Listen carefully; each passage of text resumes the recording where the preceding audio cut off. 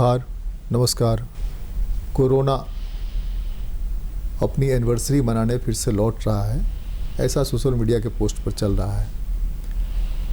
Corona के कई variants भी आ रहे हैं, जिसकी सूचनाएं अपने ही मुल्क में अलग अलग जगहों से आ रही है। कुछ राज्य और उन राज्यों के कुछ ज़िले तो बुरी तरह प्रभावित हैं। दिक्कत यह है कि हम जिस स्टेट में हैं, झारखंड में, यहाँ भी कोरोना के रोगियों की संख्या बढ़ती जा रही है। शासन प्रशासन एहतियात के बहुत सारे रास्ते बता रहे हैं, और जो 3 रास्ते थे कि मास्क लगाइए, देह से देह के बीच की दूरी मेंटेन करिए और हाथ धोते रहिए, हम धीरे धीरे निश्चिंत हो गए। 1 साल में खास करके चुनाव में जब भीड़ उमड़ी और चुनाव वाले राज्यों में कहीं कुछ इस तरह का नहीं हुआ, तो लोगों को लगा कि नहीं, बेमतलब का शासन प्रशासन जो है हम लोग को परेशान कर रहा है, रोक रहा है। लेकिन इस कोरोना के चलते हमको कितनी आर्थिक क्षति हुई और लाखों लोग काल के गाल में समा गए। आज भी मृत्यु दर कितना हो कंट्रोल करने के बाद आए दिन हम देख रहे हैं कि लगातार कोरोना से मृत्यु हो रही है। इस बीच सुखद बात यह है कि हमारे पास उससे बचाव के लिए वैक्सीनेशन की व्यवस्था हो गई। वैक्सीन आ गए हैं, वैक्सीन पड़ भी रहे हैं। जो लोग फ्रंट वॉरियर हैं उनको तो पहले मिल गया है, और बाकी लोगों को जो 45 से ऊपर के हैं, कल से उनको शुरू हो गया। 60 से ऊपर वालों के पहले से मिल रहा था। इन तमाम स्थितियों में हमको कोरोना से बचना है, दूसरों को भी बचाना है, और अगर ऐसी कोई शिकायत आती है तो हमको क्या करना है, कैसे करना है। आज नए सिरे से कोरोना के सेकेंड वेव में हम कोरोना पर बात करने जा रहे हैं। हमारे साथ इस बीच बहस में जो विशेष मेहमान हैं उनसे परिचय करा दें। हमारे साथ हैं डॉक्टर शंभू प्रसाद, जो IEMA झारखंड के प्रदेश अध्यक्ष हैं। स्वागत है आपका। हमारे साथ हैं डॉक्टर अमोल रंजन, जो मनोचिकित्सक हैं। आपका भी स्वागत है। हमारे साथ हैं डॉक्टर प्रभात कुमार, जो कोविड टास्क फोर्स रिम्स का है, उसके इंचार्ज हैं। और हमारे साथ है डॉक्टर निशीत एक्का, जो उसके सदस्य हैं। आप सबका स्वागत है। सबको नमस्कार, सबको जोहार। मैं आप ही से शुरू करूँ डॉक्टर शंभू प्रसाद जी, कि IEMA क्या रोल निभाएगा लोगों को खास करके अवेयर करने में। ये लोग तो ट्रीटमेंट वाले वो में हैं कि ट्रीटमेंट करेंगे, इनके यहाँ पहुँचेगा पेशेंट। तो IEMA अपने जो सेंटर्स हैं वहाँ से किस तरह से गवर्नमेंट के साथ मिल करके क्या कर रहा है, कैसे क्या कर रहा है, ताकि जो सेकेंड वेव है, सेकेंड वेव क्या है, पहले तो इसी पर हम लोग चर्चा कर लें कि सेकेंड वेव क्या है। आपने ठीक कहा कि हम लोग निश्चिंत हो गए थे और निश्चिंत रह रहे हैं। जो कोरोना का रक्षा कवच है उसके मामले में, कोरोना के जो चेन स्प्रेड होते हैं उसके मामले में, दोनों ही मामले में हम लोग निश्चिंत हो गए हैं। याद होगा कि पिछले साल जब पीक पर कोरोना था, पूरा प्रशासन सजग थी। कोई पॉजिटिव केस आने पर गवर्नमेंट के सारे तंत्र में उसका परिचालन हो जाता था। केस को पॉजिटिव पाते ही उसे आइसोलेशन करने की बात करते थे, उनके परिवार वालों को टेस्ट करने की बात करते थे, उसके कॉन्टैक्ट ट्रेसिंग करने की बात करते थे। ये सारे चीज़ धीरे धीरे धीरे ख़त्म हो गया। हम लोग निश्चिंत बैठ गए, ऐसा लगा कि अब कोरोना है ही नहीं। उसी का आज नतीजा है कि जो कोरोना का कोई भी पॉजिटिव केस हैं, अधिकतर एसिम्प्टोमेटिक हैं, 85% एसिम्प्टोमेटिक हैं, पॉजिटिव आ भी गए हैं, लेकिन उनसे स्प्रेड होना बंद नहीं हो रहा, क्योंकि किन्हीं को ध्यान नहीं है इस पर। एक कोरोना पॉजिटिव केस से अधिक 6 साढ़े 6 केसेज फैलने की तादाद होती है। माने कहने का मतलब, एक केस अगर पॉजिटिव है, अननोन है, तो उससे कम 6 साढ़े 6 लोग अफेक्टेड हो सकते हैं, फिर उससे उतना ही गुना और भी अफेक्टेड हो सकते हैं। इस तरह का जो चेन बन करके अनजाने में कम्युनिटी में पनप गया, उसी का ये नतीजा है आज, जिसको हम लोग कह रहे हैं कोरोना का सेकेंड फेज। इसके लिए हमें सबको, अपने आप को भी और कम्युनिटी को भी, समाज को भी सावधान करना होगा। पुनः उस स्थिति में लाने की ज़रूरत आन पड़ी है, जिस स्थिति में हम लोग पिछले बार पीक आवर्स में थे। केवल सोशल डिस्टेंसिंग, मास्क और हैंड सैनिटाइजर या हैंड वॉश से काम अब नहीं चलेगा।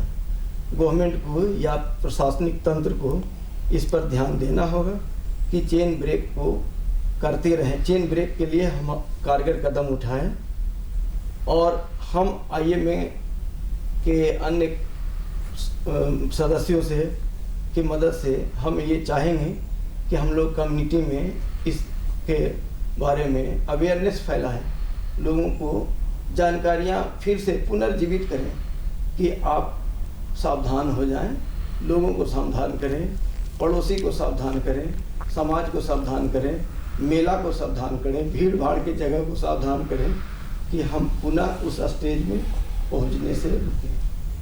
डॉक्टर लबो रंजन जी, मनोवैज्ञानिक मनोचिकित्सक हैं आप। आपसे हम ये जानना चाह रहे हैं कि पब्लिक जो एहतियात बरतना चाहिए वो एहतियात क्यों नहीं बरत रही? इसलिए कि चुनाव में नेताओं को, उम्मीदवारों को, कार्यकर्ताओं को बिना मास्क के देखा और कहीं भी उस ढंग से नहीं हुआ कि बहुत बड़ी महामारी फैल गई हो। इसके चलते कहीं ना कहीं उनके अंदर एक आत्मविश्वास आया हो, ओवर कॉन्फिडेंस आया हो कि नहीं, इससे कुछ होना जाना नहीं है, जिसको जो होना है वो होगा, वो देखा जाएगा। कैसे लोगों को यह बात दिमाग में पहुंचाएं कि आज भी एहतियात बरतना उतना ही ज़रूरत है जितना कि कल था, ताकि फिर से लॉकडाउन की नौबत नहीं आए?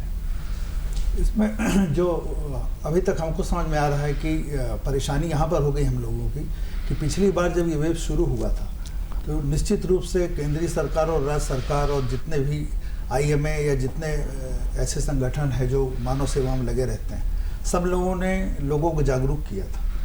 और इस समय की स्थिति ये है कि मैसेज बिल्कुल क्लियर भी नहीं पब्लिक को, कब कहाँ पर क्या करना चाहिए, कैसे करना चाहिए। गाइडलाइंस आज ये होता है, कल थोड़ा सा बदल जाता है। तो जो पब्लिक में मैसेज जाना चाहिए साफ सुथरा, क्लियर कट, उसमें हम सब लोगों को मिल करके प्रयास करना है कि जो भी गाइडलाइन निर्धारित किया जाए राज्य के लिए वो बिल्कुल स्पष्ट होना चाहिए। कभी एक होता है कि स्कूल खोले जाएंगे, फिर ये होगा आधे खोले जाएंगे, है ना, ऐसे होगा तो ये क्या, इसका मतलब कहीं ना कहीं हमारे मन में कन्फ्यूजन होता जा रहा और इसमें हम लोग इन्हीं आकलन कर पा रहे हैं। एक बात तो ये है ना भाई, कितना दिन हम स्कूल कॉलेज बंद रखेंगे? पहला ये इकोनॉमिक स्थिति में जो हमने सिनेमा हॉल, जो रेस्टोरेंट, ये सब बंद रखे, सब कुछ बंद रखा, उसके जो परिणाम हुए वो और भयावह है। इस बीच में दोनों के बीच में तालमेल करते हुए हम कैसे चलें? लोग एहतियात भी बरतें। अब मान लीजिए कि एक गवर्नमेंट ने संकल्प निकाला कि 50% बच्चे स्कूल में, वो भी गार्जियन के परमिशन से। हालांकि मैं मानता हूँ व्यक्तिगत रूप से, मेरे मानने से कुछ होता नहीं है, कि खतरे उसमें भी हैं। बच्चों को कंट्रोल करना सबसे मुश्किल काम है। जो सिनेमा देखने जा रहे हैं वो भी कंट्रोल्ड होंगे, यह भी कहना बहुत मुश्किल है। जो रेस्टोरेंट में शादियों में भीड़ हो रही है, आपके तमाम एहतियात के बावजूद शादियों में भीड़ हो रही है, होती है। बगैर उसके हम लोग उत्सव वाले लोग रहे हैं, बिना उत्सव के तो हमारा जीवन ही नहीं होता है। अभी हमारे पास ढेर सारे त्यौहार हैं, तो लोगों को ये बात कैसे बने? आपने रेस्ट्रिक्ट कर दिया कि हम नहीं, वो सार्वजनिक जगह पर नहीं आइए, निकलेंगे लोग तो करेंगे क्या? एक्चुअली एक न्यू नॉर्मल का एक ही बात सबको समझना है कि सबकी व्यक्तिगत जिम्मेदारी है कि हम अपने आप को बचाएं। और इसमें कहीं ना कहीं स्कूल बंद करने और न बंद करने का मैटर नहीं हो। क्या रहा है इस समय, सारी चीज़ों के लिए व्यवस्थाएं ऐसी हैं कि आज हमने ये गाइडलाइन दिया, कल बदल गया। अभी आजकल अखबार में इसका ऐड जितना क्लियरली पहले आता था स्पष्ट, शायद उतना स्पष्ट नहीं आ पा रहा। जैसे हमारे यहाँ कोविड काउंसलिंग का फ़ोन नंबर्स दिए हुए हैं सारे पदाधिकारियों के, जो काउंसलर्स हैं पूरे स्टेट के दिए हुए हैं, नेशनल और राज्य सरकार स्तर, दोनों स्तर पर दिए हैं। तो इसका एडवर्टीजमेंट फिर से देना चाहिए, क्योंकि परेशानियां बढ़ती हैं तो लोग हेल्प के लिए बढ़ते हैं। तो वो तभी बढ़ेंगे जब उनको क्लियर कट मैसेज होगा। अभी है कि नहीं, वैक्सीन भी लग रहा, छूट भी दिया गया है, तो लोग बिल्कुल आश्वस्त हो गए कि नहीं, वैक्सीनेशन के बाद शायद सब चीज़ें ठीक हो जाएंगी।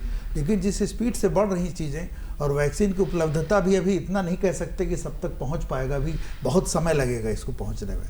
तो precaution is the best measure, है ना। और संवेदनशीलता ठीक है, लेकिन अति संवेदनशीलता से भी दिक्कत हुई है कि बहुत सारे लोगों को दूसरे टाइप की मानसिक उलझन परेशानियां शुरू हो गई।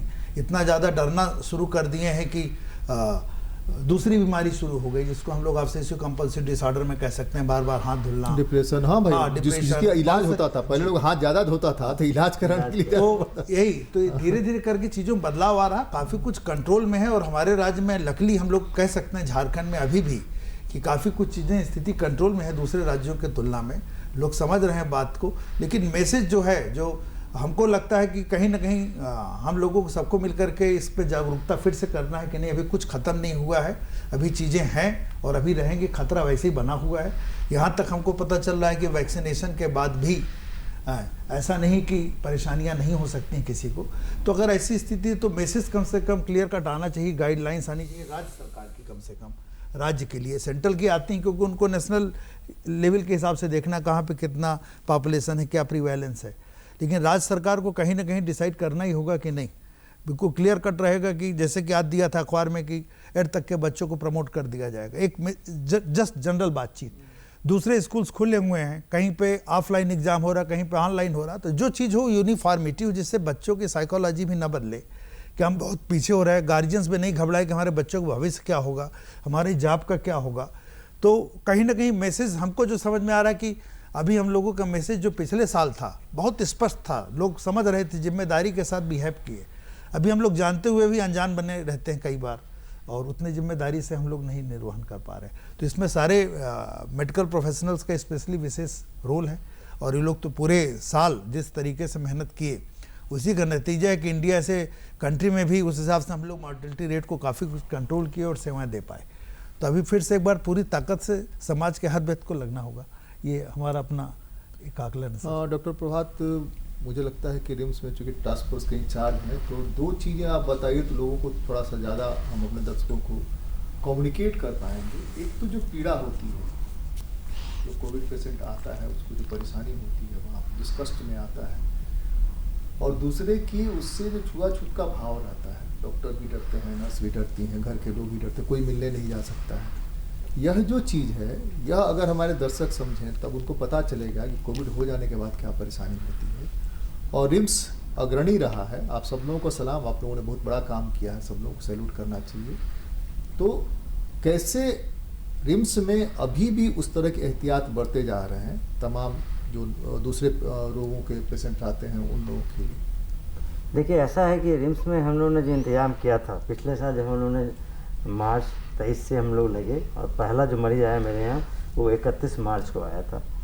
उसके बाद उसी समय हम लोगों ने जो सिस्टम बनाया था कि हमने अपना न्यू ट्रॉमा सेंटर को एक कोविड सेंटर के रूप में डेवलप किया। हमारे यहाँ पेशेंट आए, हमने उसके लिए एक टीम बनाई डॉक्टरों की, जिनकी ड्यूटी हम 7 दिन के लिए लगाते थे, और उसके हिसाब से उनको हम ट्रेनिंग देते थे। और ये बैच अभी भी चल रहा है। जब संख्या कम गई थी तो उनको बच्चों को थोड़ा हम लोग जो मेन फोर्स हैं हमारे जूनियर डॉक्टर्स, उनको हमने लगाया था विथ ट्रेनिंग। नर्सिंग की ट्रेनिंग अलग से दी गई थी कि आपको कहाँ एहतियात बरतना है। एक परेशानी, जब हम लोग पिक पर थे, हमारे यहाँ एक ऐसा समय था कि करीब हम लोग 280 पेशेंट को रखे थे। उस दौरान हम लोग को जो दिक्कत आती थी कि वैसे सीरियस पेशेंट जिनको कि हम पूरे सुविधा के बाद भी नहीं मैनेज कर पाते थे, उनको बाथरूम ले जाना, उनका बेड बदलना, उनका स्पॉन्जिंग करना, उनको खाना खिलाना, उस समय ने फिर हम लोग रीइंफोर्स किया और हम लोगों ने नर्सेज और वार्ड अटेंडेंट को डाला। तो ये बहुत अच्छे चला। शुरू में कहीं तो बात से ये इतना एक हुआ था, और सबसे बड़ी थी बात कि ये बीमारी एकदम नहीं थी, ये बीमारी किस शरीर में कौन सा रूप लेकर हम लोग को कुछ पता नहीं था। आज एक पेशेंट अभी थोड़ी देर पहले ठीक है, 4 घंटे के बाद ऐसा हाल हो जाता था कि फिर हम लोग दौड़ पड़ते थे कि कुछ करना होगा। तो इस तरह से करते हुए हम लोग किए, जहाँ तक रह गई कि अगर किसी को कोविड हुआ है तो उनके परिजन को डरने की कहीं ज़रूरत नहीं है। हाँ, एहतियात ज़रूर बरतना है। जो 3 चीज़ था, मास्क और सैनिटाइजेशन, वो करते हुए आप पेशेंट को अच्छे से मैनेज कर सकते हैं। हमारे जितने भी नर्सेज और जूनियर डॉक्टर्स रहे वो पूरा काम किए, और हार्डली हमको लगता है कि 1% या 2% हमारे मेडिकल हेल्थ केयर वर्कर वहाँ पर पॉजिटिव हुए in contact of positive patient. तो उस ख्याल से हम लोग को है कि हम लोगों को अभी भी यही है कि हमारा वही टीम काम कर रहा है, उसी पैटर्न पर हम लोग काम कर रहे हैं। अभी तो हमारे यहाँ करीब 72-74 पेशेंट हैं, बहुत कम है। जो मेरा आईसीयू सिस्टम है वो अलग है, वो एक पार्टिकुलर ग्रुप ऑफ डॉक्टर्स को मैनेज करता है। बाकी हाई फ्लो ऑक्सीजन है या एसिम्प्टोमेटिक है या माइल्ड है। तो इस बार एक चीज़ किया गया है जो गवर्नमेंट की तरफ से हम लोग को निर्देश आया कि जो एसिम्प्टोमेटिक है और माइल्ड पेशेंट है उनको हम लोग सदर में रखेंगे, और जिनको थोड़ा कॉम्प्लिकेशन होगा उसको रिम्स में रखेंगे। तो उससे क्या फ़ायदा हो रहा है कि जो बाहर पेशेंट जो सीरियस थे, जो गड़बड़ा रहे थे, जिसके चलते डेथ रेट बढ़ रहा था, वो शायद हम लोग इस बार कंट्रोल कर लेंगे, क्योंकि सब पेशेंट को हम लोग रिम्स में ले रहे हैं। डॉक्टर निशित ये जानना चाहते हैं, ये जो नया टर्म आया है एसिम्प्टोमेटिक और सिम्प्टोमेटिक, जी तो हमारे दर्शक ये समझें तब न कि एसिम्प्टोमेटिक क्या है। हमको कोविड हुआ है, कहाँ पता है कि हमको कोविड हुआ है? हम आपके साथ बैठ के चर्चा कर रहे हैं, हो सकता है कि हम लोग निकलें और आप लोगों को स्प्रेड करके चले जाएं। तो ये एसिम्प्टोमेटिक और सिम्प्टोमेटिक क्या है? सिम्प्टोमेटिक की परिभाषा थोड़ा बता दिए, एसिम्प्टोमेटिक की परिभाषा जी बता दिए। सिम्टोमेटिक सिम्टम्स, जिसको सिम्टम्स है वो सिम्टोमेटिक है। ये सिम्टम्स किसी भी क्या तरह का, सिम्टम्स का मतलब है लक्षण। कैसे लक्षण? क्या किस तरह के ये होने लक्षण जैसे ये है, खांसी हो सकती है, बुखार हो सकता है, सिंपल सर्दी हो सकता है, लगता है कि फ्लू, हम लोग उसको कहते हैं फ्लू लाइक सिम्टम्स, है ना, या इन्फ्लुएंजा लाइक डिजीज। ये एक उसी पे था कि कोविड में क्या होगा, इन्फ्लुएंजा लाइक डिजीज, मतलब सर्दी, खांसी, गले में दर्द। खरासा। हाँ, अब तो डायरिया बहुत ही कॉमन सिम्टम है।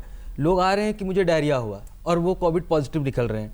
तो इस तरह से ये मैं कह रहा हूँ कि जो माइल्ड सिम्टम्स हम लोग जो कर रहे हैं, जो कोविड को हम लोगों ने डिवाइड किया है 3 भागों में। एक है माइल्ड सिम्टम्स या एसिम्प्टोमेटिक, जिसको कोई लक्षण नहीं है, वो आया, मुझे कोई तकलीफ नहीं है, मैंने तो मेरे रिलेटिव को था कोविड, तो मेरा भी टेस्ट हो गया कॉन्ट्रैक्ट ट्रेसिंग में और मुझे पॉजिटिव बताया गया और कोई लक्षण नहीं है। ये हो गया एसिम्प्टोमेटिक, जिसे खुद भी नहीं पता है और उसे कोई लक्षण भी नहीं है। दूसरी बात कि जो माइल्ड सिम्प्टोमेटिक, जिसे थोड़ी मोड़ी सर्दी खांसी बुखार है, लेकिन उसे सांस में कोई दिक्कत नहीं है, उसका ऑक्सीजन सैचुरेशन बिल्कुल नॉर्मल है रूम ये पे ऑक्सीजन पे, मतलब रूम एयर पे। तो ऐसे मरीजों को हम लोग माइल्ड सिम्प्टोमेटिक के ग्रेड पे रख रहे हैं। मॉडरेट सिम्प्टोमेटिक ऐसे हैं जिनको कि ऑक्सीजन की जरूरत पड़ सकती है, लेकिन उनका ऑक्सीजन सैचुरेशन जो है वो 94 से नीचे है, नहीं गया है, नीचे से नहीं गया है, अब 94 तक में वो सीमित है। परंतु ऐसे मरीज जिनका कि ऑक्सीजन सैचुरेशन 90 से भी नीचे चला गया और उनको हाई फ्लो ऑक्सीजन की ज़रूरत पड़ सकती है और भी लाइफ सपोर्ट की ज़रूरत पड़ सकती है, जो कि कोई बहुत मेजर मॉर्बिडिटी, कोमॉर्बिडिटी भी आप लोगों ने सुना होगा ये शब्द कि कोमॉर्बिडिटी के साथ है। कोमॉर्बिडिटी क्या है? जिनको कि अनकंट्रोल्ड डायबिटीज़ है, अनकंट्रोल्ड हाई ब्लड प्रेशर की बीमारी है, जो कि कैंसर के मरीज हैं, जिनको कि कोई और लंबी बीमारी है जैसे किडनी फेलियर के मरीज हैं जो डायलिसिस पे रह रहे हैं, सीरियस लिवर डिजीज़ के मरीज हैं। इन सबको हम लोग कह रहे हैं कि ये लोग हाई मॉर्बिडिटी वाले हैं, हाई रिस्क पेशेंट्स हैं। तो इन सबको सबसे पहले तो बचाना होगा। देखिए, ट्राइएज करके एक टर्म है जो क्रिटिकल केयर में और जो मरीजों के इलाज जो होता है इमरजेंसी सिचुएशन में, कि आपको ग्रुप बनाना पड़ता है कि कौन मरीज ज़्यादा सीरियस हो सकते हैं, किनको ज़्यादा ज़रूरत पड़ सकती है इलाज की, सीरियस इलाज की ज़रूरत पड़ सकती है, जिनको कि जान का खतरा हो सकता है। तो इस तरह से कैटेगराइज करना पड़ता है, जिसको हम लोग ट्राइएज शब्द का इस्तेमाल करते हैं। तो हम लोग सबसे पहले तो हमारे पास जो मरीज आते हैं तो उनको हम लोग कैटेगराइज कर लेते हैं कि ये माइल्ड है या फिर एसिम्प्टोमेटिक है। जब ये पता चल जाता है ये माइल्ड एसिम्प्टोमेटिक है, तो जैसे डॉक्टर प्रभात सर ने बतलाया कि ये हम लोग उनको फिर सदर हॉस्पिटल हमारे ही एम्बुलेंस के द्वारा उनको भेज दिया जाता है और वो सदर में भर्ती हो जाते हैं। जो मॉडरेट है, जिनको कि ऑक्सीजन की ज़रूरत है, नॉर्मल लो फ्लो ऑक्सीजन की ज़रूरत है या हाई फ्लो ऑक्सीजन की ज़रूरत है, जो सीवियर कोविड के मरीज हैं, इन सबको फिर हमारे अस्पताल में हम लोग एडमिट करते हैं और उनको उस तरह से ट्रीटमेंट देते हैं। एक बात मैं जोड़ना चाहूँगा, अभी थोड़ी देर पहले आपने पूछा था कि ये सेकेंड वेव क्या है, तो उसमें मैं अपनी तरफ से कुछ बात जोड़ना चाह रहा था। और ये थी कि कोई भी पैंडेमिक जब होता है तो ये एक पहाड़ की तरह ये ऊपर चढ़ता है और फिर नीचे उतरता है। कभी होता है कि वो नीचे उतर गया फिर समाप्त हो गया पैंडेमिक, लेकिन कई एक बार होता है कि वो ऊपर चढ़ा फिर नीचे उतरने के क्रम में फिर से एक उसका चढ़ाव आता है। हाँ, इस बार का आप जो कोविड में देखिएगा तो पहला जो केस इंडिया में आया था वो लगभग जनवरी के आसपास में, जनवरी के अंत में आया था और फरवरी के बीच से लगभग ये वेव शुरू हुई थी। हमारे पास भले मार्च में मरीज आया हो, लेकिन इंडिया के लेवल पर, और इससे पर डे हर दिन 97,000 पेशेंट्स जो हैं एक दिन में आए थे, सबसे मैक्सिमम आए थे, और वो था लगभग हमारे सितंबर में। और आज के डेट में हम लोग 80,000 पेशेंट्स पे हैं। तो ये 80,000 का लेवल पहुंचने में 4 से 5 महीने का समय लगा था। और इस बार का जो वेव है ये फरवरी 13 तारीख में बिल्कुल हम लोग 9,000 पेशेंट्स में थे और अभी 80,000 पेशेंट्स पहुंचने में हमें सिर्फ 1.5 महीने का समय लगा है। तो ये वेव पे काफ़ी ज़्यादा इन्फेक्शन हो रहा है। उसका कारण क्या है, अब ये भी समझ लेंगे हम लोग कि उसका कारण ये है कि जो वायरस होता है वो एक एनवायरनमेंट में रहता है और जो सर्वाइवल ऑफ द फिटेस्ट है, तो उसमें वो वायरस अपने एनवायरनमेंट को मारना नहीं चाहता है, लेकिन वो जल्दी जल्दी बढ़ना चाहता है। तो वो कुछ कुछ नया क्वालिटी अडॉप्ट कर लेता है अपने में। एक तो क्वालिटी जिसे हम लोग म्यूटेशन कर रहे हैं कि नया स्ट्रेन आया, तो वो नया स्ट्रेन क्या कर रहा है, वो विरुलेंट नहीं, मतलब कि लोगों को जान से मार कम रहा है, लेकिन वो फैल ज़्यादा रहा है। तो इससे वो अपना वो फैल भी रहा है, बढ़ भी रहा है और वो अपने होस्ट को नहीं मार रहा है। अगर ऐसा वायरस आएगा, जैसे कि आपने सुना होगा इबोला वायरस के बारे में, निपाह वायरस के बारे में, तो ये लोग कभी नहीं बढ़ पाए। ये एक बहुत छोटा एक एपिडेमिक पैंडेमिक नहीं बन पाया, इसीलिए कि वो अपने होस्ट को बहुत जल्दी मार दे रहा था, तो वो फैल नहीं पाए। लेकिन कोविड है वो अपने होस्ट को जल्दी नहीं मारता है और वो फैलता चला जाता है, सिम्टोमेटिक है। मारता था, अब नहीं मार रहा है। अब नहीं मार, नहीं, वो मारता जरूर है लेकिन नहीं, मारता कम था, अब नहीं मार रहा है। नहीं, कम हुआ है, कम मार ये कम जरूर हुआ है, परंतु पहले भी अगर आप देखिएगा तो इंडिया के लेवल पर मोर्टेलिटी रेट 1.6% है। झारखंड में ये 0.6% मोर्टेलिटी रेट थी। तो ये मोर्टेलिटी रेट तो नॉर्मल फ्लू के नहीं, अभी भी मोर्टेलिटी रेट कम है कंपैरेटिवली अन स्टेट के। अपने यहाँ तो अभी मोर्टेलिटी रेट कम है जी, अभी भी कम है। ये कम रहे या उससे भी कम हो जाए, इसके लिए हमको क्या करना है? इसलिए कि जो वेरिएंट्स हैं, जो स्ट्रेन है, वो तो आ रहे हैं, म्यूटेशन तो हो रहा है जी। तो वैसे में हमको क्या करना चाहिए? जी, देखिए, एक तो उपाय आप लोगों ने या गवर्नमेंट के लेवल पर ये उपाय हुआ कि सब लोग टीका लगाएं। टीके का दौर शुरू हुआ, जो सीनियर्स पहले स्वास्थ्य कर्मी लगाए, उसके बाद में सीनियर सिटीजन लगाए, सीनियर सिटीजन 45 के बाद वाले लगाए। हो सकता है तुरंत आ जाए 1 महीने बाद की बाकी सारे लोग, जैसे जैसे उपलब्धता होती जाएगी वैसे वैसे सारी बातें। लेकिन हमारा कम आए तो पब्लिक, हमारे जो दर्शक देख रहे हैं, शासन प्रशासन के साथ मिल करके क्या एहतियात बरतें? एक तो वैक्सीनेशन है ही जी, वैक्सीनेशन के प्रति भी लोगों को डर है, कहीं से पता नहीं कहाँ से ये फैल गया कि उसके लेने से लोग मर जाता है, उसके लेने से चूंकि कोविड का ही दिया जा रहा है, इसकी वजह से कोविड उनको हो जा रहा है, ठीक है ना, इससे कोई फ़ायदा नहीं है, हुई है वही जो राम रचि राखा। तो ऐसी स्थिति में हमको समझाना है, तुम क्या समझाएं, कैसे समझाएं? सबसे पहले तो हम वैक्सीनेशन के बारे में बात कर रहे हैं अगर, तो जो भी वैक्सीन हमारे यहाँ आज हमारे देश में है, इनफैक्ट पूरे वर्ल्ड में जो भी वैक्सीन कोविड-19 के अगेंस्ट में डेवलप हुए हैं, चाहे हम कोविशील्ड की बात करें या फिर हम कोवैक्सीन की बात करें, ये दोनों में से कोई भी लाइव वायरस नहीं है। लाइव वायरस का मतलब होता है वो वायरस जिंदा नहीं है। कोविशील्ड जो है वो सिर्फ वायरस का कुछ भाग है, जिसको स्पाइक प्रोटीन्स हम लोग कहते हैं, वो दिया जा रहा है। और कोवैक्सीन में वायरस, कोविड वायरस को ख़त्म करके, मार करके, डीनेचर हम लोग वो कहते हैं, उसको इनएक्टिवेट करके तब उसे प्योरीफाई करके वो वैक्सीन दिया जा रहा है। तो वो उसमें ऐसा नहीं है कि वो चूंकि वैक्सीन कोविड वायरस से बना है तो वो कोविड की बीमारी करा सकता है। ये बिल्कुल भी गलत है, ये एक मिथ है जिसे मैं चाहूँगा कि हमारे दर्शक इस बात को समझें। वैक्सीन, हर तरह का वैक्सीन हर बच्चों को हम लोग दिला रहे हैं। बचपन से हम लोगों ने भी वैक्सीन लिया है, आपने भी लिया है, हमारे सारे दर्शकों ने भी खुद भी वैक्सीन लिया है और अपने बच्चों को भी दिलाया है। अभी के वैक्सीन में एक सुविधा है कि बहुत सुविधाजनक है। हम लोग तो ऐसा वैक्सीन लिए कि जी सही बात है। घाव और बुखार दोनों झेलना पड़ता था। तो ये वैक्सीन, हर वैक्सीन का है कि वो एक इम्यून रिस्पॉन्स को डेवलप कराना उसका काम है, और जब भी इम्यून रिस्पॉन्स वो डेवलप कराएगा तो बुखार आएगा, थोड़ी मितली होगी, थोड़ा लगेगा कि हम बीमार हैं, इस तरह का फीलिंग आएगा। तो ये हर वैक्सीन के साथ में है, तो इस वैक्सीन के साथ में भी है। वैक्सीन लेना ही है जी, वैक्सीन का कोई ये नहीं, विकल्प नहीं है। वैक्सीन 100% हर किसी को लेना है। अभी तो 45 तक वाले को लेने के बाद, तो ये सरकार क्यों बना रही है? ये बना रही है कि एक बार में मेरे पास सारे लोग ना पहुंच जाए, ये भीड़ नहीं पहुंच जाए कि मुझे भी दीजिए। तो एक कैटेगराइज करके धीरे धीरे एक सिस्टम बना रही है, और मुझे लगता है कि अगले 3 से 4 महीनों में सभी लोगों को वैक्सीन पड़ चुका होगा।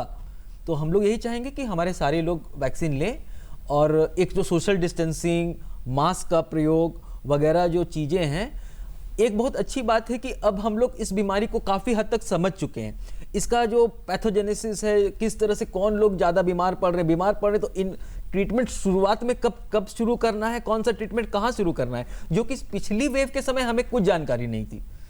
तो सिर्फ एक्सपेरिमेंट चल रहा था, इस दवा से ठीक हो जाएगा, तो अब बहुत कुछ दे दो, पैरासीटामोल दे दो और उसे देख लो क्या होता है। अब बहुत क्लैरिटी आ चुकी है, तो अब मुझे पूरा विश्वास है कि इस वेव में मोर्टेलिटी रेट और बहुत कम होगा। बस मैं ये लोगों से यही आग्रह करूंगा कि वो घर पे ना बैठे रहें। अगर किसी को बुखार हो रहा है, खांसी हो रही है, तो वो तुरंत अपने पास के स्वास्थ्य केंद्र में जाएं, अपनी जांच कराएं, जल्द से जल्द वो इलाज लें। जितना जल्दी इलाज के लिए वो आएंगे, उतनी जल्दी उनकी ठीक होने की और सीवियर और बुरे हालत में जाने की या जान जाने की जो खतरा है वो कम से कम होगा। दूसरे को भी स्प्रेड होने का जी जी जी। तो ये जल्द से जल्द वो जितना मेडिकल हेल्प सीख करेंगे, मेडिकल हेल्प लेने आएंगे, डॉक्टर को दिखाएंगे, जितना जल्दी उनका सही इलाज चालू होगा उतना ज्यादा संभावना होगा कि वो। डॉक्टर सोमू प्रसाद जी, IMA हर डिस्ट्रिक्ट में अपने ब्रांचेज हैं, तो जैसे कि आपने किया कि अपने यहाँ एक वो कैंप लगा करके जो डॉक्टर्स के स्पाउस थे उन सबको कराया, उस ढंग से और व्यवस्था है क्या कि दूसरे डिस्ट्रिक्ट्स में जो ब्रांचेज हैं, 24 डिस्ट्रिक्ट हैं, वहाँ पर भी कुछ इस तरह की बात हो?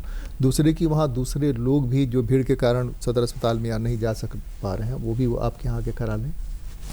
देखिए, ये तो अभी तक की जानकारी के अनुसार पूरे झारखंड में केवल रांची IMA ने ही व्यवस्था कर रखा है। नहीं, रांची IMA ने पहल की तो व्यवस्था हुई, दूसरा कोई पहल करेगा तो व्यवस्था हो सकती है। बिल्कुल बिल्कुल। हाँ। और ये बहुत ही सराहनीय पहल रहा है।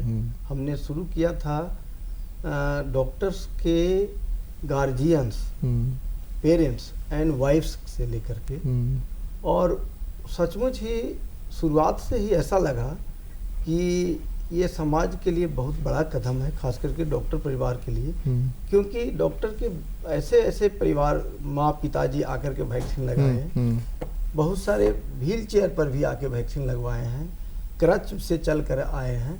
कहने का मतलब है कि जो बहुत ही असमर्थ थे कहीं भीड़ भाड़ में जाकर वैक्सीन लगवाने के लिए या न लगवा पाते, वो बहुत ही आसानी से, बहुत ही सुविधाजनक स्थिति में आकर के हम वैक्सीनेशन ले लिए। और नतीजा ये हुआ कि हमने शुरू किया था कि केवल डॉक्टर्स के पेरेंट्स और वाइफ्स को लगाया जाएगा।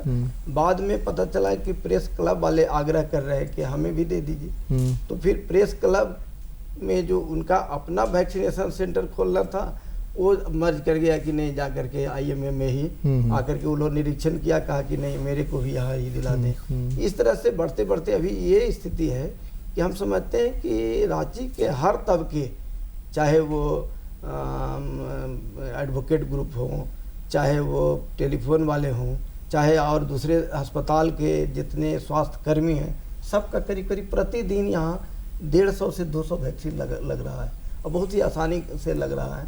माने ये स्थिति अभी आ रही है कि सिविल सर्जन और जो जिला वैक्सीनेशन के इंचार्ज हैं डॉक्टर विमलेश, अभी माने पूर्णतः ये IMA के वैक्सीनेशन सेंटर को परमानेंट टाइप कर दिया है कि नहीं, इसको तो बंद नहीं करना है, आप किसी भी सूरत में इसको चलाएं, और हम लोग चला रहे हैं। नहीं, और डिस्ट्रिक्ट में रेड क्रॉस वगैरह के साथ मिल करके इस तरह की पहल हो सकती है क्या? बिल्कुल बिल्कुल। आपके जो ब्रांचेज के लोग, सेक्रेटरी अध्यक्ष हैं, उनको कह सकते हैं कि भाई आप लोग भी अपने यहाँ शुरू कराइए ताकि लोगों को सुविधा हो जाए। बिल्कुल। इसलिए कि जो सेंटर्स कम होंगे ना तो भीड़ ज़्यादा होगी, धक्कम धुक्की होगी, स्प्रेड भी ज़्यादा होगा। हाँ, और एक बात और भी है कि अभी तक मैंने परसों तक का रिकॉर्ड था कि झारखंड में जो टारगेट है, जो टारगेट लेके चला गया है, उसका केवल 39% अचीवमेंट है। उसमें भी तो इजाफा हो जाएगा अगर लोग डर भी रहे हैं ना। सबसे बड़ा मुश्किल ये है कि लोगों को ये कन्विंस करना, एक कुछ खास कम्युनिटी, आप एक मिनट हमसे कह रहे हैं, उसके बाद में आपको लेते हैं। कुछ खास कम्युनिटी है जो कह रही कि नहीं हमको हो ही नहीं सकता है। बिल्कुल बिल्कुल। अब ये जो हो नहीं सकता है उनको समझाना यह जरूरी है। दूसरे की आप कहीं भी चले जाइए, सामान्य बाजार में, सब्जी बाजार में चले जाइए, ठेला वाले के यहाँ चला जाइए, वो यहाँ लटका जरूर रहता है, वैक्सीन लगा हुआ नहीं रहता है, वो छींक भी रहा है, खांस भी रहा है, और उसकी वजह से स्प्रेड हो। जी प्रभात जी, कुछ कह रहे थे आप? अभी बात हो रही थी वैक्सीनेशन में जी। रांची IMA ने बहुत अच्छा काम किया है, और अभी आप रेड क्रॉस की बात किए तो ये सरकार से हम लोग का एक मैसेज, मतलब उनको कम्युनिकेट करना चाहेंगे कि पूरे राज्य के IMA और रेड क्रॉस का जहाँ जहाँ ब्रांच है उसके पर सेंटर बनाया जाए। उससे फ़ायदा क्या होगा, जो आपने बताया कि अगर हम सेंटर का नंबर बढ़ा देंगे तो हमारा क्राउड कम जाएगा, क्राउड कमेगा तो नंबर ऑफ इन्फेक्शंस कम जाएगा, और जल्दी हम अपने वैक्सीनेशन को टारगेट पूरा कर पाएंगे। अभी परसों मीटिंग थी, हाई लेवल मीटिंग थी, जिसमें हेल्थ सेक्रेटरी भी थे और वहाँ के मतलब NRHM के लोग थे। सब में उसमें यही हुआ कि 7 अप्रैल को हम लोग ऐसा बना दें जिस दिन हम अपने पूरे राज्य में कम से कम जितना हमारा टारगेट 45 ईयर से ऊपर, उसमें मैक्सिमम 50% लोग को हम लोग ले लें 7 अप्रैल तक में। तो इस चीज़ पर अगर आज से शुरुआत हम लोग करते हैं, सरकार या जिला प्रशासन शुरू करती है, तो हर जगह के आईएमए को और रेड क्रॉस को मिलकर मल्टीपल सेंटर्स बना के हम लोग वैक्सीनेशन का टारगेट को बहुत जल्दी पूरा करेंगे और ये हमारे लिए अच्छा रहेगा। हाँ डॉक्टर अमोल रंजन जी, आपके यहाँ रिनपास में थोड़ा हम जानना चाहते हैं, SCIP से आपका ताल्लुक रहता होगा, वहाँ पेशेंट्स को हुआ क्या? वहाँ पेशेंट्स जो आपके यहाँ हैं उसमें भी कुछ ये इसके शिकार हुए क्या, कोविड के शिकार? एक्चुअली जो इंडोर केसेस, आपके डायरेक्टली तो शिकार हुए, उनका परिवार भी शिकार हुए, ये तो पता है, लेकिन वहाँ जो इंडोर पेशेंट हैं वो भी इस प्रभावित हुए क्या? इंडोर या जो सफाई कर्मी हैं, जो स्वास्थ्य कर्मी हैं वहाँ, और जो लोग हैं करीब अभी तक करीब 10-12 लोगों को हुआ कोरोना, लेकिन लकीली किसी मरीज में रिपोर्ट नहीं आया। हाँ हाँ। लेकिन जितने नए मरीज हम लोग 1 साल से एडमिट कर रहे हैं, मरीज का सैंपल टेस्ट कराया क्या आपने इस बीच में? नहीं वही उनका करवाए थे। और जो मरीज एडमिट किए जाते हैं बिना कोरोना टेस्ट के, उनको एडमिट नहीं करते हैं। तो कम से कम इतना इंश्योर जरूर करते हैं। आपके यहाँ कोरोना टेस्ट की व्यवस्था है, टूनेट या कुछ है इस तरह की? नहीं, हमारे यहाँ कोरोना टेस्ट की कोई व्यवस्था नहीं है, लेकिन वो लोग आकर के सेंटर पर ही इंस्टीट्यूट में करके गए। 3 दिन तक कैंप लगाए थे कोरोना टेस्ट का, और उसके बाद वैक्सीनेशन के लिए भी 3-4 दिन का। आपके यहाँ पेशेंट्स दोनों जगह तो आ ही रहे हैं। हाँ, दोनों जगह के तीनों चारों भेजते जो सेंटर है वो तो आ ही रहे हैं, तो आप उनको भेजने के बजाय आप ही क्या व्यवस्था अगर हो जाए, टूनेट ही कम से कम हो जाए तो पता तो चले ना कम से कम। फिर यहाँ से आएगा, फिर यहाँ से आप बोलिए कि वहाँ जाओ, और उस तरह के पेशेंट को लेकर के जाना, लेकर के आना, ये बहुत कठिन काम है। वैक्सीनेशन के लिए तो IMA ने रिक्वेस्ट किया था हमारे यहाँ कि आप अपने कुछ स्टाफ को ट्रेनिंग दिलवा दीजिए हमारे यहाँ से। नहीं, वैक्सीन तो ये लोग आपको दे देंगे, हम ये कह रहे हैं जांच की व्यवस्था हो। लेकिन जांच की नहीं हो पाई। वहाँ पे एक वैन आता था, वो लोग टेस्ट वहीं पर किए कैंपस में। तो ये आप ही लोग ज़्यादा बेहतर और बनाएंगे CIP वहाँ में भी इस तरह के जहाँ के सबसे ज़्यादा निरीह लोग हैं। हमें ये लगता है आपके यहाँ तो पैथोलॉजिकल लैब तो होगा, तो हमको लगता है कि ट्रूनेट, अगर लोग सरकार से बात करें, अभी परसों भी मीटिंग में बात हो रही थी कि जहाँ भी ट्रूनेट हम और ज़्यादा दें, क्योंकि नंबर ऑफ टेस्टिंग, अभी 2 चीज़ पर सरकार सबसे ज़्यादा ट्रेसिंग स्ट्रेस दे रही है, number of testing and number of vaccination. ये बहुत बड़ा चीज़ है, प्लस जो है ट्रेसिंग करना एंड लोग को अवेयर करना या पनिश करना, ये सब चीज़ है।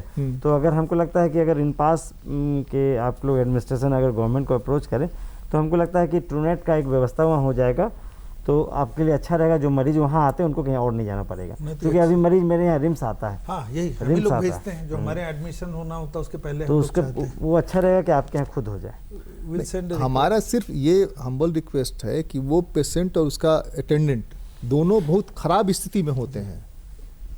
बहुत सारे मामले में चेन में बांध के लाते हैं, रस्सी में बांध के लाते हैं, पकड़ के 4 को पहलवान रहता है बांध के लाते हैं, फिर आप उसको कह रहे हैं कि रिम्स लेके जा, फिर आप कह रहे हैं कि और एक उपाय जो आसान उपाय हो सकता है कि एक आइसोलेशन वार्ड बना दें, जहाँ जो आए उनको उस अभी पूरे भीड़ में ना भेज करके एक आइसोलेशन वार्ड में रख दें, और सैंपल कलेक्शन करवा ले, वहां से सैंपल चला जाएगा। वो मान लीजिए रिम्स में चाहे सदर में कहीं भी वो ट्रूनेट या RT-PCR टेस्ट हो, रिपोर्ट उनका जैसे है, फिर उनको आप वार्ड में कर सकते हैं। ये एक आसान उपाय हो सकता है। बिल्कुल ठीक है, और हम लोग आइसोलेशन वार्ड में ही रखते हैं शुरू में मरीज को। जब उनका टेस्ट रिपोर्ट वगैरह सब क्लियर हो जाता है ना, तो उसके बाद ही 15 दिन के बाद ही उनको हम लोग शिफ्ट करते हैं दूसरे वार्ड्स में। जी, तो पहले आइसोलेशन वार्ड में, लेकिन टेस्टिंग की व्यवस्था हमारे कैंपस में नहीं है ना। लेकिन पैथोलॉजिस्ट अवेलेबल है, लैब अच्छा है, तो now we will request government के अगर वहाँ पे फैसिलिटी हो जाए तो अच्छा सबके लिए सहूलियत होगी, है ना। क्योंकि जैसे कैंप हुआ था तो उसमें बहुत उनके लिए सहूलियत होना ज़्यादा जरूरी है। हमारे जैसे लोगों को कम है, लेकिन उनके लिए ज़्यादा जरूरी है, क्योंकि जिस खराब स्थिति में वो आते हैं उनको फिर कहीं से यहाँ से वहाँ, वहाँ से वहाँ ले जाना, उनको कराना बहुत कठिन काम होता है। डॉक्टर प्रभात, फिर मैं आपकी तरफ आ रहा हूँ। इस बीच में जो सेकेंड वेव आया है, सेकेंड वेव में क्या वृद्धि है और किस तरह के सिम्टम्स आ रहे हैं सेकेंड वेव वाले में? कितने पेशेंट भर्ती हुए, कितने कम समय में भर्ती हुए? देखिए, जैसा अभी डॉक्टर निश्चित ने बताया कि ये हमारा मिड फरवरी से शुरू हुआ और आज हम 80,000 के इसमें पहुंच गए हैं, जबकि पिछले साल इस रिपोर्ट में पहुंचने के लिए, इस लेवल में पहुंचने के लिए हमारा नंबर, मतलब ड्यूरेशन करीब 4 से 6 महीना था। तो मेरा ये कहना है कि हम लोग पेशेंट ले रहे हैं, हमारे पास पेशेंट आ रहे हैं हमारे स्क्रीनिंग में, लेकिन पिछले साल के तुलना में, मतलब पिछले वेव के तुलना में उतना सीवियर सिम्टम लेके कम लोग आ रहे हैं। हमारे यहाँ लिमिटेड है, एक जो हम लोगों ने इस बार चेंज किया है स्ट्रेटजी कि हमारे यहाँ जो मॉडरेट और सीवियर रहेंगे वो मेरे यहाँ आएंगे, तो उस ख्याल से भी सब। आपके यहाँ तो और ज़्यादा मुश्किल ये है कि प्राइवेट हॉस्पिटल्स में जो पेशेंट भर्ती हैं, जैसे सीरियस होते हैं तब तो आपको यहाँ रेफर कर देते हैं, तब वो नहीं रखते हैं अपने यहाँ, वो भी झेलना है आपको। पिछले साल तो बहुत बुरा अनुभव रहा। जब हम पीक पे था, पूरा शहर या पूरा राज्य या पूरा देश परेशान था, उस समय हम लोग सबसे ज़्यादा परेशान थे इस चीज़ से, जो आपने बताया कि जितने मेरे यहाँ निजी अस्पताल हैं रांची शहर के, जब लगता था कि पेशेंट अब अगले 24 घंटे 48 घंटा में शायद चला जाएगा, तब उनको रिम्स भेजा जाता था। और उस समय मेरे पास दिक्कत क्या होती थी कि एक गवर्नमेंट ने एक सिस्टम बनाया था कि आप उनको रिपोर्ट कीजिए फिर हमको मिलेगा। ठीक है, हम लोग व्यवस्था भी किए थे, हम लोग लेते भी थे, लेकिन तब तक बहुत पेशेंट को हम लोग लूज किए। उसका रीज़न ये था कि एकदम लास्ट मिनट में पहुंचता था, उसको जब तक हम लोग एडमिट करके ट्रीटमेंट शुरू करते, मतलब वो समझिए 2-3 घंटे, उसमें हम लोगों ने कम से कम 8 से 10 पेशेंट को लूज किया, जो अगर पहले आता तो शायद हम लोग बचा लेते। मैं नाम इसलिए नहीं लूँगा एक अस्पताल का जो कोविड सेंटर है, उस अस्पताल में पता चलता था कि पेशेंट जांच के बाद गया, यह भी नहीं पूछा जाता था कि आपको बीपी है कि नहीं, आपको शुगर है कि नहीं, आपको और कुछ है कि नहीं, सीधे ठेल दिया जाता कि वार्ड में जाइए। अब वार्ड में जब कोई ट्रीटमेंट नहीं, वार्ड में जब सीरियस होता था तो उठा कर रिम्स में पटक दिया जाता था। ये तो बहुत खतरनाक स्थिति है। एक एग्जाम्पल हम डॉक्टर शंभू प्रसाद से लेंगे, इनका अपना हॉस्पिटल है, उस हॉस्पिटल में एक भी केस नहीं आया। मतलब इनके यहाँ नहीं हुआ, इतनी भीड़ भाड़ में भी लगातार। जैसे आप बताइए, आपने क्या एहतियात बरता अपने यहाँ ताकि आपके यहाँ केस नहीं हुआ, कोविड नहीं हुआ? प्रारंभिक तौर से ही, मैंने शुरू से ही हमने जो सरकार की गाइडलाइन थी कि हर व्यक्ति का जो आगंतुक हैं उनका थर्मोस्कैन किया जाए, तो गेट पर ही मैंने थर्मोस्कैन कर देता था। तो थर्मोस्कैन करने के बाद अगर बुखार का मरीज कोई आया तो जाहिर है कि उसे हम लोग एक आइसोलेशन करके जगह रखे थे, जहाँ पर उसको स्टे करा करके 2-4 घंटा वॉच कर लेते थे। बुखार सेटल कर गया तो इस बीच में हम लोग कोशिश करते थे टेस्ट वगैरह कराने का। अगर थोड़ा भी अंदेशा होता था कि इन्हें कोविड पॉजिटिव होने की संभावना है, तो चूँकि मेरे यहाँ कोविड वार्ड नहीं था तो हम लोग रखते नहीं थे, इसको रिफ़र करते थे। इसलिए जिसमें भी संदिग्ध, कहने का मतलब जो संदिग्ध मरीज जब भी मिलते थे तो उन्हें हम लोग रिफ़र किया करते थे, कभी अपने पास नहीं रखा। आपके यहाँ एक भी एडमिट पेशेंट कोरोना पॉजिटिव हुआ क्या? जो एडमिट था पहले से, उसको कोरोना हुआ क्या है? इस तरह का कोई केस आया? एक केस मुझे याद आ रहा है, जो हजारीबाग से आया था ऑपरेशन कराने, और उसे जब RT-PCR करवाया गया प्री ऑपरेटिवली, पॉजिटिव निकला। फिर उसको हम लोग हजारीबाग के प्रशासन से कांटेक्ट करके उसको यहाँ से भेजने का उपाय किए और वो वापस चला गया। फिर वहाँ उस समय तो पीक आवर था, जिस समय कि हर माने पॉजिटिव केसेज का प्रॉपर वे में सारा ट्रीटमेंट और ट्रेसिंग चलता था, तो मैंने हैंड ओवर किया हजारीबाग प्रशासन को। आपके यहाँ डॉक्टर्स को भी हुए, नर्सेस को भी हुए बड़ी संख्या में। सौभाग्य ये है कि कैजुअलिटी आपके यहाँ नहीं है उस तरह की बात। तो वहाँ तमाम एहतियात बरतने के बावजूद हुआ कैसे, ये थोड़ा आप समझना चाहेंगे? देखिए, उसका रीज़न एक था कि हम लोग ओवर बर्डन हो गए थे। हमने तैयारी की थी 100 पेशेंट के लिए, बढ़ते बढ़ते हम लोग 250, 250, 280 मैक्सिमम गया। एवरेज मेरा 230 से 250 होता था। जो हमारी तैयारी थी वो हम लोग 100-150 का रखे थे। तो जब बर्डन बढ़ा और ऐसे पेशेंट जो अभी अब बात हुई दूसरे हॉस्पिटल से चले आते थे, तो उस समय जो भी मेरे डॉक्टर्स या नर्सेस थी वो लग जाती थी, और उस दौरान ह्यूमन बीइंग है, कहीं ना कहीं कुछ गलती हो गई और उसी में हमारे यहाँ फैला।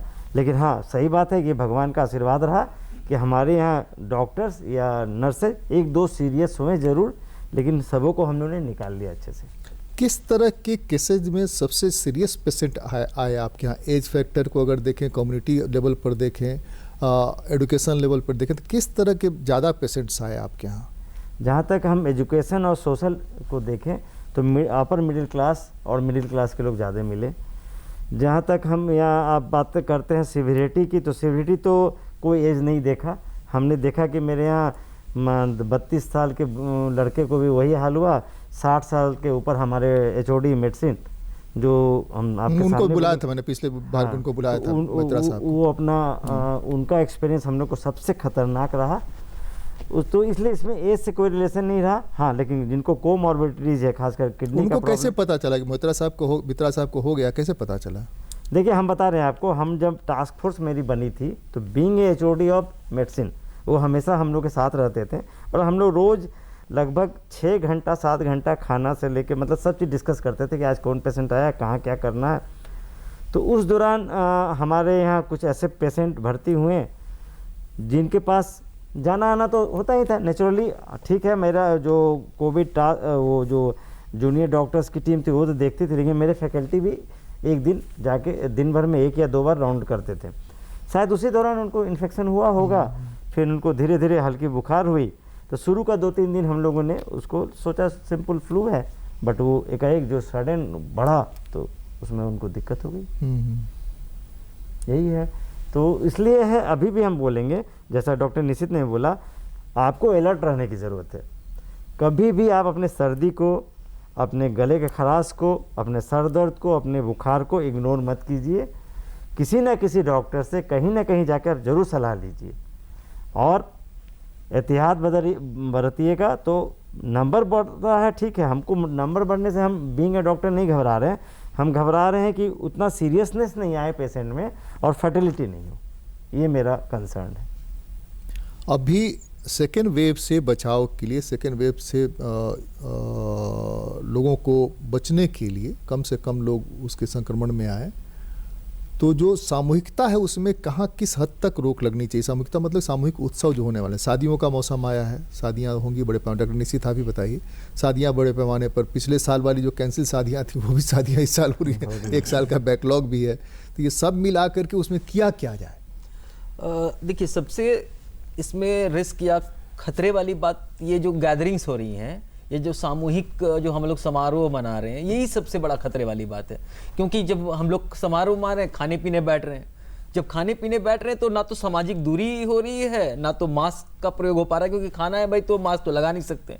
तो ये शादियाँ और ये इस तरह का जो आयोजन है, इससे तो अभी बिल्कुल कम से कम अगले 1 से 1.5 महीने। 1 मिनट हम आपको रोकेंगे, एक इनपुट आपको दे रहे हैं थोड़ा सा और विस्तार के लिए। लेकिन यहाँ एयरपोर्ट में जितने एहतियात बरते जाते हैं, जब फ्लाइट उड़ान भर लेता है तो उस समय जो है खाने के लिए परोसा जाता है, सब लोग एक साथ मास्क खोलते हैं, सब लोग एक साथ खाते हैं तमाम किट्स के बावजूद, तो वो लोग स्प्रेड करेंगे कि नहीं? बिल्कुल करेंगे, बिल्कुल करेंगे।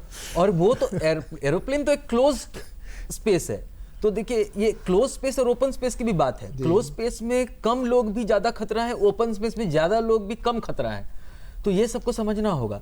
और अभी जिस तरह से जो सेकेंड वेव में हम लोग इन्फेक्टिविटी देख रहे हैं, वो शायद पहले वाले वेव से कई गुना ज़्यादा इन्फेक्टिव है आज के डेट में। भले वो उतना विरुलेंट नहीं है, उतना खतरा कम है, लेकिन ये इन्फेक्टिविटी तो काफ़ी ज़्यादा नज़र आ ही रही है। इस बात को ध्यान देना होगा।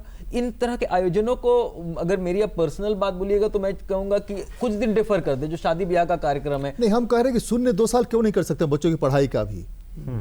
बच्चों की पढ़ाई का भी शून्य ईयर कर दीजिए ना, वहां से नए सिरे शुरू करिए। जहाँ चल रही है वो ऑनलाइन चले। मेरे बच्चे का क्लास हुआ है, पूरा 1 साल ऑनलाइन क्लास हुआ है, ऑनलाइन एग्जाम्स हुए हैं, और बिल्कुल वो एक क्लास ऑनलाइन के लिए जरूरत है स्मार्टफोन प्रोवाइड करिए, जो नहीं है उसको बैंक कहीं से दिलाइए, लेकिन दिलाइए। तो सरकार भी कुछ कर सकती है। या छोटे स्तर पे पंचायत के लेवल पे 5 बच्चे एक प्रज्ञा केंद्र में क्लास कर ले 2 घंटे, ओपन स्पेस में करे। ये तो हर गांव में पंचायत भवन में टीवी तो सेट रहता ही है, वहीं जाके क्लास कर। हर गांव में एक प्रज्ञा केंद्र है, प्रज्ञा केंद्र में 5 बच्चों को सोशल डिस्टेंसिंग के साथ ये क्लास कराया जा सकता है। या स्कूल्स में भी अगर वो चाहे तो पारी बांध करके कम बच्चों के साथ सोशल डिस्टेंसिंग करके, क्योंकि 1 साल क्लास बंद रहा है, ठीक है, हम मतलब प्राइवेट स्कूल में जो बच्चे पढ़ रहे हैं उनको ऑनलाइन की तो व्यवस्था है, परंतु वैसे बच्चों को सोचना होगा जो कि सरकारी स्कूल में पढ़ रहे हैं, जिनके माँ बाप के पास ये व्यवस्था नहीं है कि वो एक लैपटॉप या एक स्मार्टफोन या एक हाई स्पीड मोबाइल का ये इंटरनेट का कनेक्शन उपलब्ध करा पाए। तो इनको किस तरह से सरकार उपलब्ध कराएगी वो भी देखने की जरूरत है। और उसे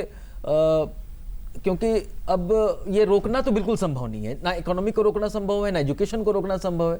तो अब तो इसे हमें कोविड के साथ में किस तरह से हम जिए ये करना है। लेकिन बड़े आयोजनों को कुछ दिनों के लिए हमें रेस्ट्रिक्ट करने की जरूरत है, बहुत दिनों के लिए नहीं, अगले 2 महीने के लिए हमें रेस्ट्रिक्ट करने की जरूरत है। ये माना जा सकता है कि ठीक है, मई जून तक हम लोग इंतजार करते हैं, मई जून के बाद फिर अपना कर सकते हैं। देखिए हर वेव जो आता है ना, कि अक्सर कोर्ट बंद हो रहा है। कोर्ट में देखिएगा कि अक्सर चूंकि 2 केस मिल गया, वकीलों का कोर्ट बंद कर दिया गया, फिजिकल नहीं होगा, फिर डिजिटल पर जाएगा, फिर फिजिकल नहीं होगा, फिर डिजिटल पर जाएगा। तो ये जो है ये कब तक बंद करने और खोलने का काम चलता रहेगा। एक और मान्यता है, मैं खत्म कर रहा हूँ, एक और मान्यता ये है कि हम लोग ज़्यादा इम्यून्ड हैं। और मैंने चुनाव का जो जिक्र किया, चुनाव के जिक्र करने का मकसद यही था कि लोग मानते हैं कि उसमें तो जब कुछ नहीं हुआ तो हमारा क्या होगा। तो यह जो मानसिकता है, हम अपने दर्शकों को यही बताना चाहते हैं कि उसको अगर उदाहरण के रूप में लेंगे तो आप फंस जाएंगे, जरूर आप शिकार हो जाएंगे। ये हम आपसे कहलवाना चाहते हैं दर्शकों के लिए। बिल्कुल, ये आप ये ना देखें कि भाई कौन क्या कर रहा है, क्योंकि उस समय का क्या सिचुएशन था, जो रोड पर बिहार गाड़ी के कौन समय का कितना जो खराब इलेक्शन- चला रहा है उससे नहीं मतलब, हमको अच्छा से चलाना जी है। जी जी हाँ। अगर आप बिहार के इलेक्शन की बात करेंगे तो बिहार के इलेक्शन के समय बहुत भीड़ हुई और वैसा कुछ हुआ नहीं। हाँ, हाँ। कोई नहीं, बंगाल में इन्फेक्शन भी नहीं अभी चल रहा है फैला। इलेक्शन। जी, बंगाल में तो अभी हो रहा है, लेकिन क्या होता क्या है कि उस समय में क्या वायरस का लेवल था, उस समय का वायरस कम्युनिटी में काफी कम हो चुका था, तो वो भीड़ भी बहुत ज्यादा नहीं फैला पाया। परंतु ये धीरे से फिर से ये वायरस ने अपना जोर पकड़ा, थोड़ा सा म्यूटेशन हुआ, एक नया स्ट्रेन आया जो कि आराम से फैल रहा था, तो वो फैलना फिर से शुरू हुआ है। तो जब ये फिर से शुरू हुई है अभी, और जो कुछ घटना होती है इसका इफेक्ट कुछ दिनों के बाद नजर आता है। ऐसा नहीं होता कि इमीडिएटली आज भीड़ हुई कल से 5 लोग इन्फेक्टेड हो गए, ऐसा नहीं होता है। तो ये एक लंबा टर्म में नजर आता है उसका इफेक्ट। एक जैसे सर ने बताया था, कुछ 6 लोगों को फैलाया, उसमें से 4 लोगों को तो पता भी नहीं चला कि मैं इन्फेक्टेड था, ना उन्होंने जांच कराया, उन्होंने फिर 6 लोगों को फैलाया। तो ये करके ये जो एक ट्री बन जाता है, चेन बन जाता है, ये चेन को ही रोकने की आवश्यकता है। और हमें आज अपना देखना है कि हम कैसे क्या काम कर रहे हैं। हमें ये नहीं देखना कि अच्छा वो अगर भीड़ कर रहा है तो हम भी जाके भीड़ करें। तो हमें सबको अपनी अपनी रिस्पॉन्सिबिलिटी लेने की जरूरत है। हर किसी को, चाहे वो एक गांव का हमारा किसान भाई हो या फिर किसी ऊंचे पद में कार्य करने वाला हमारा कोई पदाधिकारी हो या फिर हमारे जनप्रतिनिधि हो, सबको अपने अपने लेवल पे अपनी रिस्पॉन्सिबिलिटी के साथ काम करने की जरूरत है आज के डेट में। डॉक्टर शंभू, अब बढ़ेंगे हम कंक्लूजन की तरफ। क्या करना चाहिए ताकि ये दोबारा जो है हमको फिर पेंडेमिक की तरफ नहीं ले जाए, मारे नहीं हैजा और उसकी तरह से, कलरा की तरह से? पहला तो है कि भरपूर रूप से वैक्सीनेशन जो हो रहा है उसको करवाएं लोग। जो अधिक लोग, से अधिक जिन लोगों के लिए क्राइटेरिया बनाया गया वो लोग तो ले ही लें। हाँ। और कहीं असुविधा होती है तो जो शासन प्रशासन बगल में उनको खबर करे कि भाई हमको नहीं मिल पा रहा है। आज के समय में प्रायः सारे सरकारी और गैर सरकारी जगहों पर वैक्सीनेशन की व्यवस्था हो चुकी है। दिक्कत है कि लोगों में अवेयरनेस कम है, डर भय बना हुआ है, माहौल उल्टा बन गया। नहीं तो एक काम कर सकते हैं, पंचायती राज संस्था को इन्वॉल्व कर सकते हैं, जो निचले लेवल पे ग्राम सभा को इन्वॉल्व कर, कौन बड़ी बात है? जरूरत है। अभी देख रहे हैं, हम अपना ही हॉस्पिटल की बात करें तो एक दिन में बहुत चाहने के बाद भी, माइक से प्रचार करने के बाद भी अधिक से अधिक 20 वैक्सीनेशन कर पा रहे हैं। 20 आदमी का वैक्सीनेशन 2 फाइल खोल पा रहे हैं। ये हमारे लिए बड़ा ऐसा लग रहा है कि तो कहते हैं कि एक फाइल खोल देने के बाद अगर इस्तेमाल नहीं हो तो बेकार हो जाता है। 3 घंटा के बाद आप उसका इस्तेमाल नहीं कर सकते खुलने के बाद। तो कहने का मतलब है कि पब्लिक में बहुत ही अवेयरनेस कम है, जिसको कि बढ़ाने की जरूरत है, चाहे वो मीडिया के माध्यम से बढ़े या आम लोगों की। मीडिया तो करे ही, सोशल पंचायती राज संस्थाएं जो हैं उनको अगर इन्वॉल्व करेंगे तो हमको लगता है वो ज्यादा कम्युनिकेट करने में सक्षम है। कम्युनिकेट करने, लैंग्वेज प्रॉब्लम भी है ना, लैंग्वेज प्रॉब्लम होने के चलते ही, और उसकी बात को ज्यादा समझेंगे। दूसरी चीज है कि या उनको जिम्मेदार बनाया जाए कि आप अकाउंटेबल हैं अपने पंचायत में, जो लोग हैं इस क्राइटेरिया में उनको ये वैक्सीन दिलाने के लिए। अभी कुछ दिन पूर्व ही आप लोग देखे होंगे कि सरकार से एक पहल हुई कि मास्क नहीं लगाने पर जुर्माना किया जाएगा, और हो भी जुर्माना रहा। लेकिन उसके बाद भी स्थिति वही है। ऐसा नहीं कि उस जुर्माना वसूलने और लगाने के बाद मास्क के उपयोगिता में बहुत परिवर्तन हुआ, ऐसा बात नहीं है। केवल मास्क दिखाने के लिए नाक के नीचे तो लोग डाल लेते हैं। तो ये स्थिति जो बनी हुई है इसमें परिवर्तन करना होगा।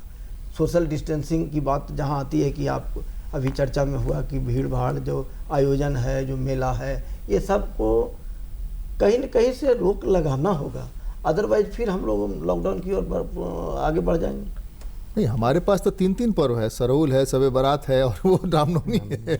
इन तीनों से कैसे वो करें, ये भी हमारे साथ सवाल है।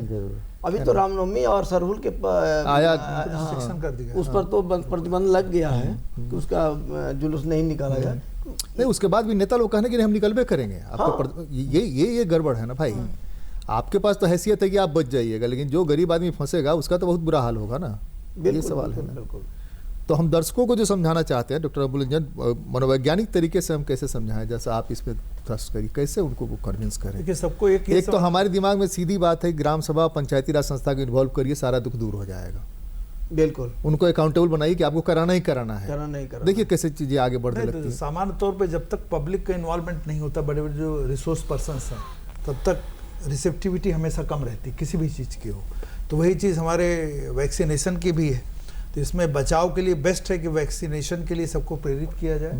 और जैसे आप बतला रहे थे कि स्थानीय स्तर पर जो भी रिसोर्स सेंटर हैं, जो बड़े बड़े लोग हैं जिसको लोग इज्जत करते हैं, समझते हैं कि लीडर हैं या जो भी हैं, वही लोग अपने स्तर से कैंप शुरू करवाएं, जिससे ज़्यादा से ज़्यादा लोग, जैसे कि इलेक्शन के टाइम में इकट्ठे होते हैं, वैसे लोगों को लगे कि नहीं ये एक यहाँ के नेता हैं, प्रतिनिधि हैं, सबके हित में कुछ काम कर रहे हैं, तो लोगों की भावनाएं बढ़ेंगी और लोग आगे आएंगे, तो धीरे धीरे करके वैक्सीन स्पीड पकड़ेगा। और बचाव ही इसका सबसे बड़ा एक ट्रीटमेंट है और सब लोग बचाव के प्रयास भी कर रहे हैं, है ना। लेकिन यूनिफॉर्मिटी मैसेज बिल्कुल होना चाहिए। जैसे अभी सब लोग इस बात से सहमत हैं कि छोटा आयोजन, बड़ा आयोजन, कहीं तो हमको एक डिसाइड करना ही होगा। लॉकडाउन से बेहतर होगा पहले ही हम प्रतिबंध फिर से खुद लगा लें, सेल्फ रेस्ट्रेंट, कि अगर हमारे घर में मैरिज होगी तो भाई हम इतने गेस्ट बुलाएंगे, या उसका एक लिमिट गवर्नमेंट कर दें।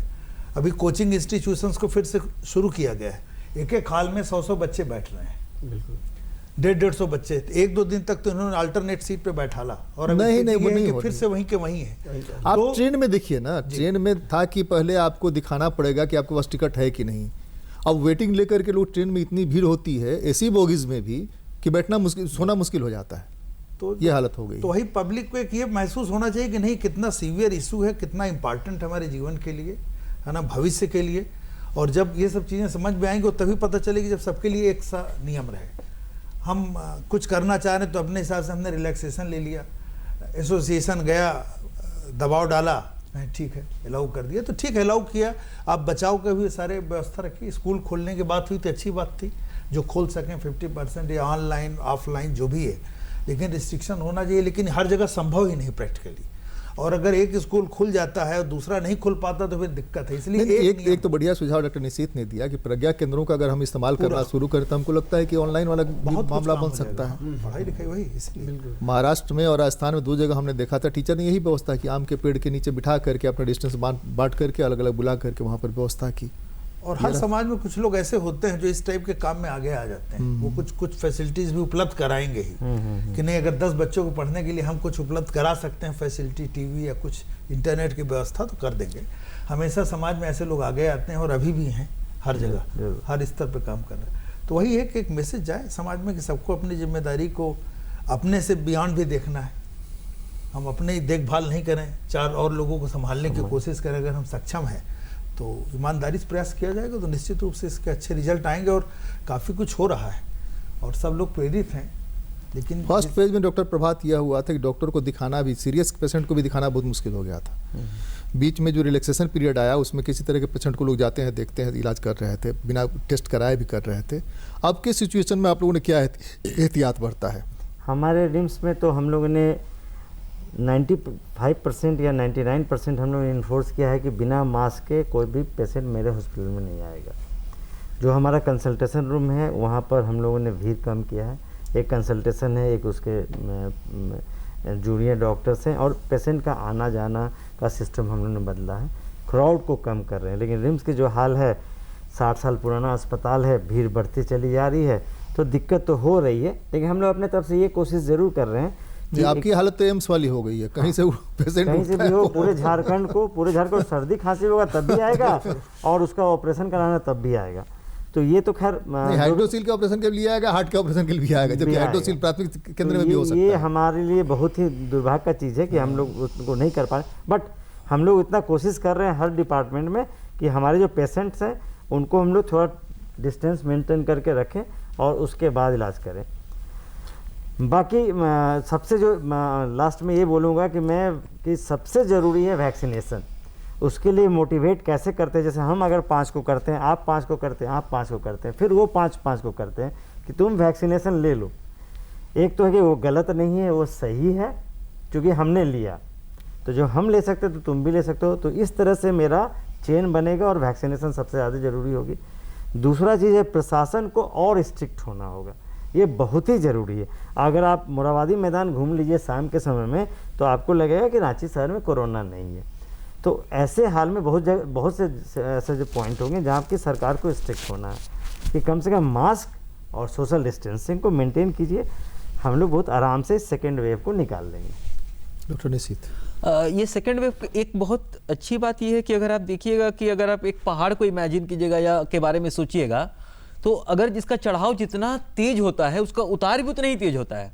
तो चूंकि ये सेकेंड वेव है, इसका चढ़ाव बहुत तेज है, तो हम लोग यही उम्मीद है कि इसका उतार भी उतना ही तेज होगा। तो ये बहुत लंबा खींचने वाला वेव साइंटिफिकली अगर एपिडेमियोलॉजिकली हम लोग सोचेंगे तो ये होने वाली है नहीं। दूसरी बात जो है कि एक बात आपने पहले पूछा था कि रिम्स में किस तरह से जो डॉक्टर्स को इन्फेक्शन हुआ, तो हम लोगों ने एक चीज़ जो देखा कि वहाँ कोविड के मरीजों का इलाज करते हुए अरे मैं बहुत कम डॉक्टर या बहुत कम नर्स है वो इन्फेक्टेड उनको हुआ, एक आध या दो ही लोग होंगे जो लोग ऐसे मरीज का इलाज करते हैं जो कोविड के लिए नहीं आए थे, किसी और बीमारियों के लिए आए थे, और इस क्रम में वो या तो कोविड पॉजिटिव थे और उनको हमारी जानकारी नहीं होती थी कि ये कोविड पॉजिटिव है, बाद में वो कोविड पॉजिटिव निकलते थे, वैसे मरीजों से ये हुआ। और आज जो है अगर हमारे साथ सबसे बड़ा प्रॉब्लम रिम्स के साथ एक ये हो रहा है कि जो पिछला वेव था उस समय लगभग आप देखें को पता होगा कि सारे हॉस्पिटल्स बंद थे।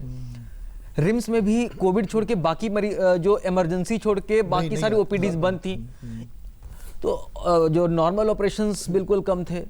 परंतु आज के समय में बिल्कुल नॉर्मल की तरह अभी हमारे यहाँ 1500 से ज़्यादा मरीज भर्ती हैं आज के डेट में जो नॉन कोविड।